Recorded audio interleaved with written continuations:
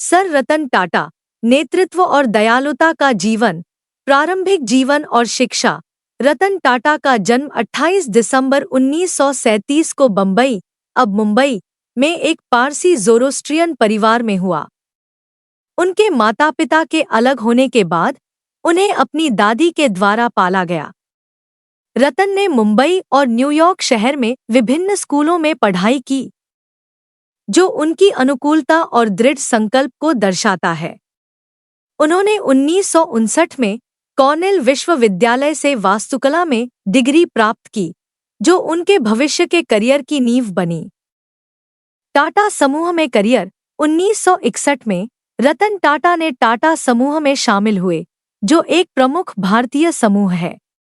उन्होंने मेहनत से काम किया और धीरे धीरे ऊंचाइयों तक पहुंचे और 1991 में टाटा समूह के अध्यक्ष बने। उनके नेतृत्व में कंपनी ने महत्वपूर्ण विकास और वैश्विक विस्तार का अनुभव किया। रतन टाटा ने टेटली, जगुआर लैंड रोवर और कोरस जैसी प्रसिद्ध कंपनियों का अधिग्रहण करने में महत्वपूर्ण भूमिका निभाई। उन्होंने टाटा नैनो कार जैसे नवोन्मेषी उत्पादों को भी पेश किया, जिसे भारत में परिवारों के लिए एक सस्ती वाहन के रूप में डिजाइन किया गया था। दानशीलता के प्रयास। रतन टाटा केवल एक सफल व्यवसायी नहीं थे, वे दानशीलता में भी उदार थे।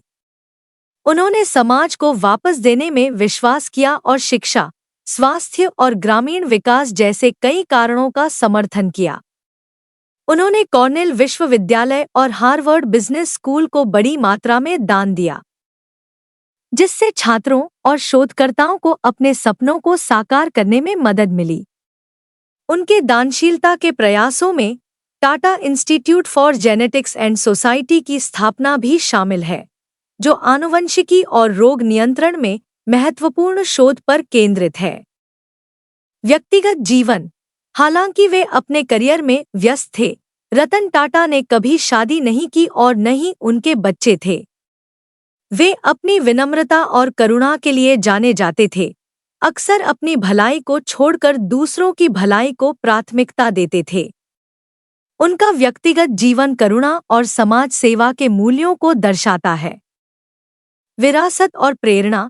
रतन टाटा का निधन 9 अक्टूबर 2024 को 86 वर्ष की आयु में हुआ।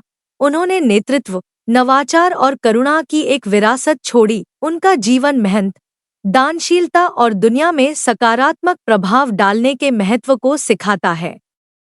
रतन टाटा की कहानी हमें बड़े सपने देखने और दूसरों की मदद करने के लिए प्रेरित करती है।